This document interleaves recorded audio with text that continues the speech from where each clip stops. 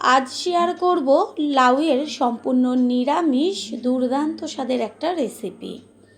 লাউ দিয়ে তো অনেক রকম রেসিপি তৈরি করেছেন, তবে একবারের জন্য হলেও এই রেসিপিটি ট্রাই করুন। ভাত, রুটি সমস্ত কিছুই খেতে লাগবে অসাধারণ। নমস্কার বন্ধুরা, শ্বশুর বোমা রান্নাঘর অ্যান্ড ব্লগ চ্যানেলে সকলকে স্বাগত। তাহলে কি করে তৈরি করব সেটাই দেখে নেওয়া যাক। প্রথমেই এইখানে একটা লাউ নিয়েছি। এবার লাউটাকে কেটে তার খোসাটা ছাড়িয়ে নিয়ে ফিরে আসছি। লাউটাকে কেটে নিয়েছি আর লাউয়ের গায়ে যে খোসাগুলো রয়েছে সেগুলোকে ফেলে দিয়েছি। তারপর যে বড় বড় টুকরো করে নিয়ে জলের মধ্যে রেখেছি, জল থেকে তুলে নেব। কারণ লাউ কেটে নেওয়ার পরে কখনো ধোয় না, সেই কারণে আগে ধুয়ে নিয়েছি। সম্পূর্ণ লাউটাই আমি একদম ঝিরিঝিরি করে কেটে নিয়েছি। এরপর গ্যাসের ওভেনে কড়াই বসিয়ে কড়াইটাকে গরম করে নিয়ে দিয়ে দিয়েছি সর্ষের তেল। আর লাউয়ের রেসিপিতে বেশি তেলের প্রয়োজন হয় না, অল্প তেলেই খুব সুন্দরভাবে রান্নাটা হয়ে যায়। আর সব সময়ের জন্য সাদা তেলের বদলে সর্ষের তেলটাই খেতে টেস্টি হয়। এতে ফোড়ন দিয়ে দিলাম একটা তেজপাতা, সাদা জিরে আর শুকনো লঙ্কা। ফোড়নটাকে গ্যাসের ফ্লেম লো করে দিয়ে ভালো করে ভেজে নেব। ফোড়নের থেকে যখন সুন্দর একটা গন্ধ বেরোবে তখন এর মধ্যে দিয়ে দিয়েছি বড়ি। বড়িটাকে ভেঙে চুরে দিয়েছি, একেবারে গোটা দিইনি। গ্যাসের ফ্লেম লোতে রেখে বড়িটাকে ভালোভাবে ভেজে নেব, যেন বড়িটা পুড়ে না যায় সেদিকে খেয়াল রাখবেন। বড়ি যদি কাঁচা থাকে তাহলে খেতে ভালো লাগে না। ঠিক এইভাবে লাল লাল করে বড়িটাকে ভেজে নেব। আর বড়িটা ভাজা হয়ে গেছে, এই পর্যায়ে এর মধ্যে দিয়ে দেব গ্রেট করে নেওয়া আদা আর ছোটো ছোটো করে কেটে নেওয়া কাঁচা লঙ্কা। আদা কাঁচা লঙ্কাটা বড়ির সাথে তেলে ভালো করে ভেজে নেব। আদা কাঁচা লঙ্কার খুব সুন্দর একটা গন্ধ বেরোচ্ছে। এই পর্যায়ে এর মধ্যে দিয়ে দিয়েছি ওই যে কেটে রেখেছিলাম লাউ, সেই লাউ। আর লাউ দেওয়ার সাথে সাথে গ্যাসের ফ্লেমটা হাই করে দিতে হবে। সম্পূর্ণ লাউটা দেওয়া হয়ে গেছে, এবার খুন্তি দিয়ে ভালো করে ওপর নিচ করে তেলের সাথে মিশিয়ে নেব।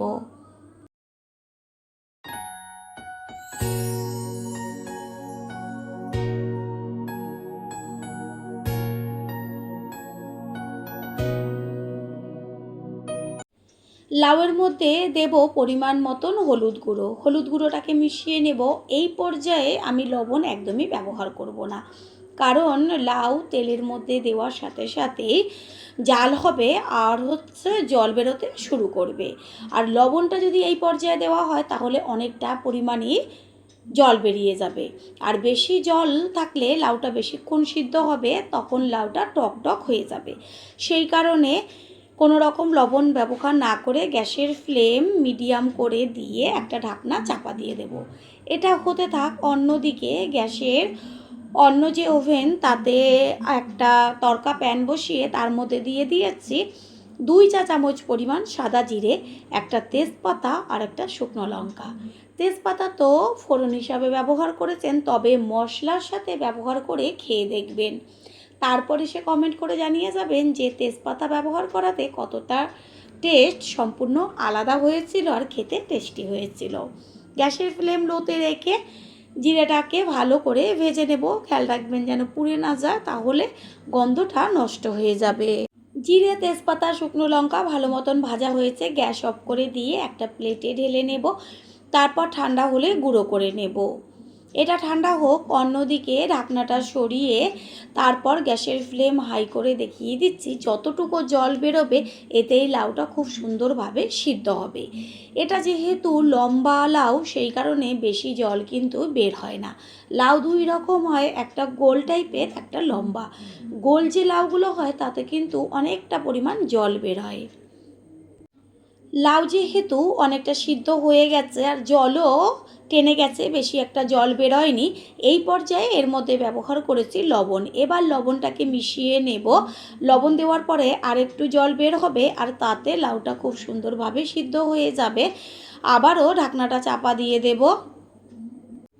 লাউ রান্নার ক্ষেত্রে গ্যাসের ফ্লেম বেশিক্ষণ লোতে রাখবেন না, বেশ মিডিয়াম টু হাই দিয়ে লাউ সবসময় রান্না করে নিতে হয়। পুরনো বন্ধুদের সবসময় আমাদের পাশে এইভাবে ভালোবেসে থেকে এগিয়ে নিয়ে যাবার জন্য অনেক অনেক ভালোবাসা। কিছুক্ষণ বাদে ফিরে এসে কড়াইয়ে ঢাকনাটা সরিয়ে দিয়ে লাউটা দেখিয়ে দিচ্ছি যে সম্পূর্ণ জল টেনে গেছে, আর লাউ যতটা দেওয়া হয়েছিল তা অর্ধেকের থেকেও কম হয়ে গেছে। ওপর নিচ করে ভালো করে নেড়ে চেড়ে নিয়েছি। লাউ খুব সুন্দরভাবে সিদ্ধ হয়েছে, একটু খুন্তি দিয়ে বেশ মিশিয়ে নিচ্ছি। আর যেহেতু লাউটা সিদ্ধ হয়ে গেছে, এবার এই পর্যায়ে ওই যে জিরে, তেজপাতা, শুকনো লঙ্কা গুঁড়ো করে নিয়েছিলাম, সেই সম্পূর্ণ গুঁড়োটা এর মধ্যে দিয়ে দেব। গুঁড়োটা দেওয়ার পরে ভালো করে মিশিয়ে নেব। প্রথমবার যারা আমাদের চ্যানেল ভিজিট করছেন তাদের আন্তরিক শুভেচ্ছা ও অনেক ভালোবাসা। আমাদের রেসিপিগুলো যদি ভালো লেগে থাকে সাবস্ক্রাইব করে দেওয়ার অনুরোধ রইল, ও পাশে থাকা বেল আইকনে ক্লিক করলে পরবর্তী ভিডিওগুলো সবার আগে আপনাদের কাছে পৌঁছে যাবে। সমস্ত কিছু ব্যালেন্সটা ঠিক রাখার জন্য দিয়ে দিয়েছি পরিমাণ মতন চিনি। এইখানে হাফ চা চামচ চিনি ব্যবহার করেছি। চিনিটাকে মিশিয়ে নেব, আর গ্যাসের ফ্লেম তো হাই করে দেব, কারণ চিনি দেওয়ার পরে একটু জল জল ভাব আসবে, সেটা সম্পূর্ণভাবে টানিয়ে নেব। রেসিপিটা সাধারণ হলেও খেতে কিন্তু স্বাদ দুর্দান্ত, যেটা আপনারা তৈরি করে খাওয়ার পরেই বুঝতে পারবেন।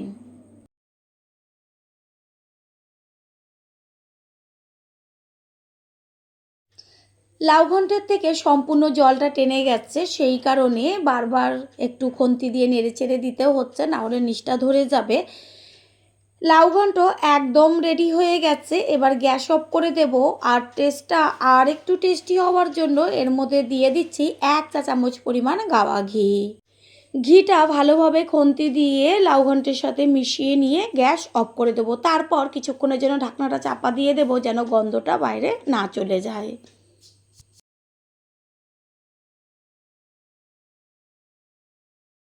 কিছুক্ষণ বাদে ফিরে এসে কড়াইয়ে ঢাকনাটা সরিয়ে দিয়েছি, তারপর খুন্তি দিয়ে একটু ওপর নিচ করে চারদিকটা মিশিয়ে নিচ্ছি।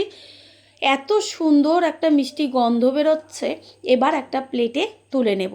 তৈরি হয়ে গেল আজকের রেসিপি। আশা করি রেসিপিটি ভালো লাগলো। আর যদি ভালো লেগে থাকে একটা লাইক, কমেন্ট, পারলে একটা শেয়ার করে অবশ্যই জানাবেন।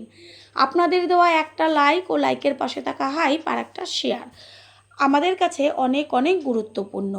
All friend, thanks for watching my video.